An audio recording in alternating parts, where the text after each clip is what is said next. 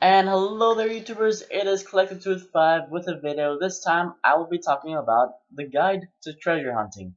Now, if you are someone out of the treasure hunting community and you want to enter, well, you kind of need two things. First of all, you need patience and you need to have, well, good research skills, and you're going to need a little bit of money. Now, those three things are usually hard to find in a person, but if you do have it, well then lucky you.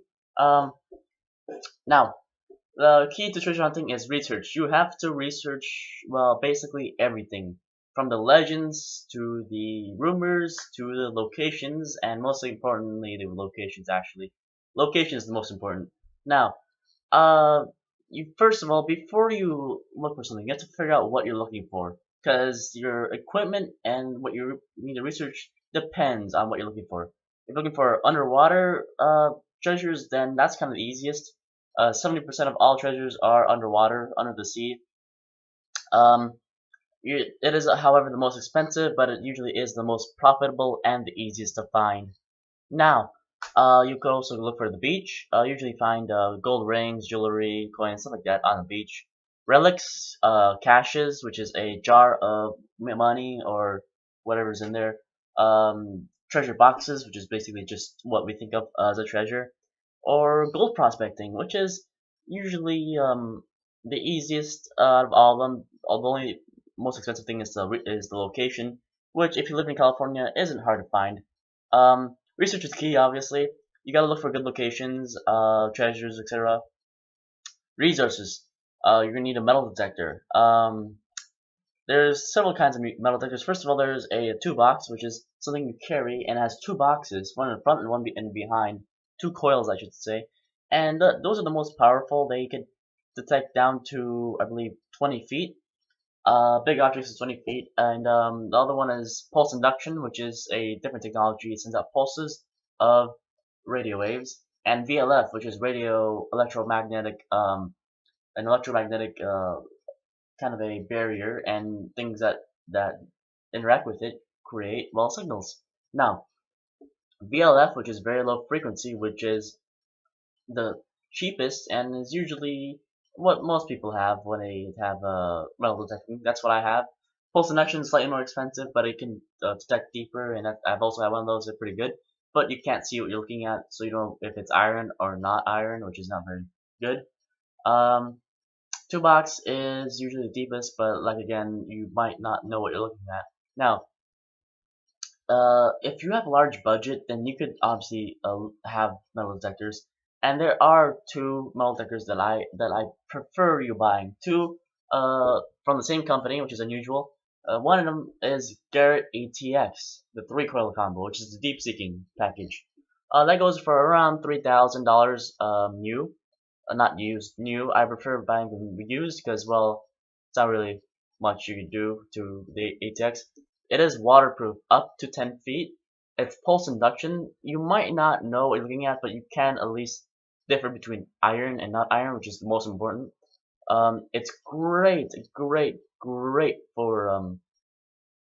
great for prospecting, gold prospecting. You can find nuggets, small nuggets at 5, 6 inches, which is very unusual for a pulse induction because they focus on larger objects. And also, if you have a large coil, which is an 18-inch coil, you could detect not boxes, jars down to 2 feet up to 3 feet deep, which is amazing. Uh, it's totally worth it. You could pay off that metal detector with, let's say, 1 month at a beach. You could pay off that metal detector. It's great for gold prospecting. It's great for underwater. It's great for relics. It's basically an all-around metal detector. It takes a while to learn, but once you learn it, it's a great metal detector. I've used it once and I like it. The second one I recommend you buying with the Garrett ATX is the Garrett GTI 2500. This is very low frequency, and what's better about this is that you actually see what you're looking at. It tells you if it's high conductive, which is silver, large coins, or if it's flow conductive, which is gold, stuff like that, and it actually tells you specifically the size and the conductivity. Not to mention, it also has an addition which you put a two box on, a two box metal detector, and it can detect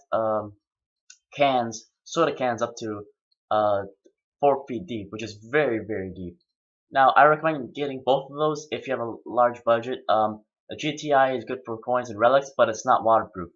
Now, for those of you who want to go diving and you want really deep treasures, the one I recommend you getting is, or the two I recommend you getting is either the Garrett Infinium LS, which is great for gold prospecting too. Not to mention, it can go up to 200 feet deep, watertight, completely watertight. It's a great metal detector, very sensitive, and it comes with good coils.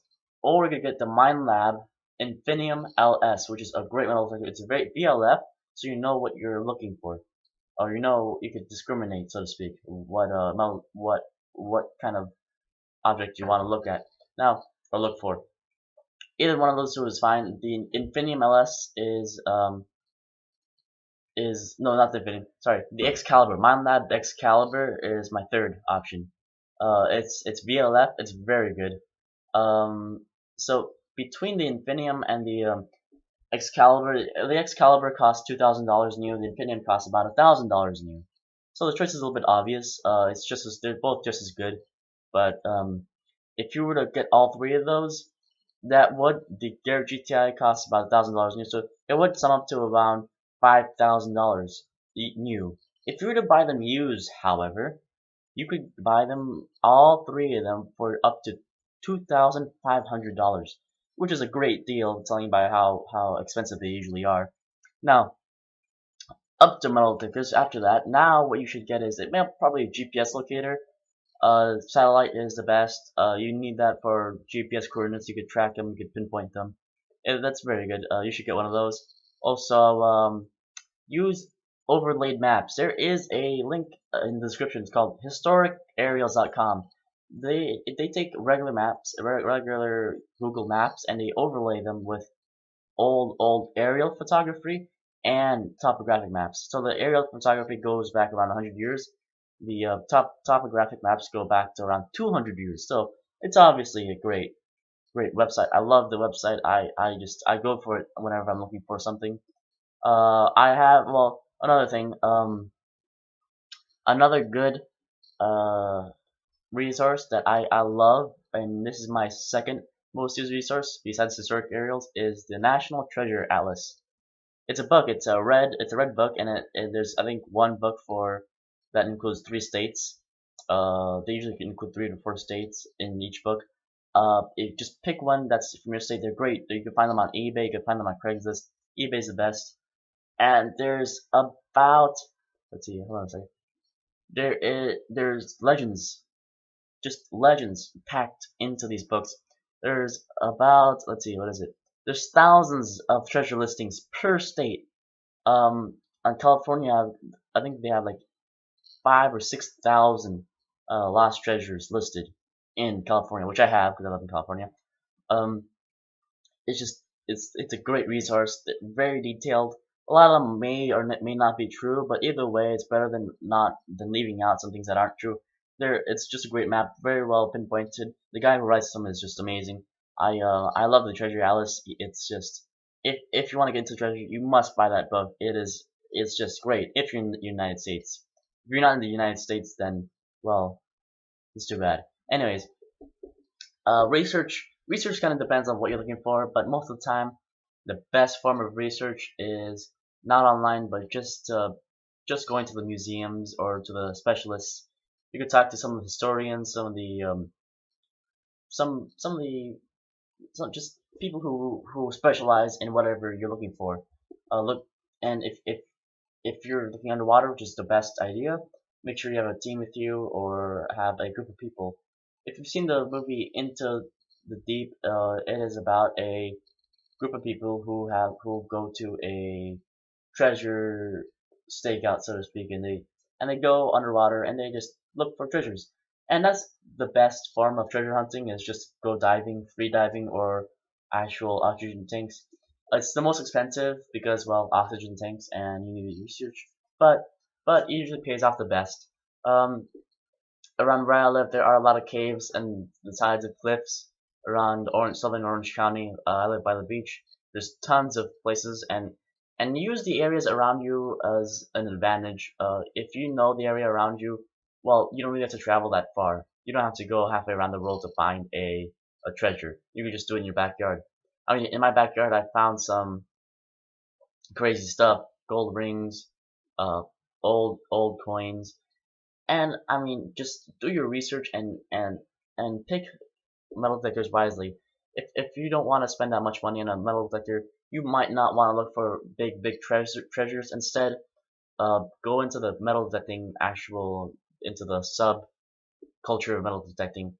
There's cheap metal detectors out there. Garrett Ace series, Minelab CTX, not CTX, Minelab Xterra series, Tesoro detectors. Those are very inexpensive, around $100 each. You can find them online on Craigslist for $50 each.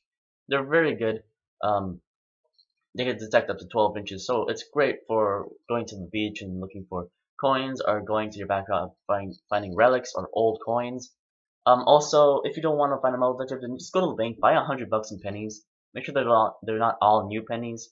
Look through them, look for wheat cents, stuff like that. And that's basically all I could basically tell you. That's it. Just do your research, and if you do find it, well, just watch. If you do find the treasure, watch my other video about what to do once you find a treasure. That's very important. If you want to get into the business of treasure hunting, you must watch that video and just follow my tips, and just trust me. You don't want to go without. You don't want to find a treasure unprepared to what to do next. So thanks for watching this video. Please hit like, subscribe, stay tuned for more, and please watch my other video about what to do once you find a treasure.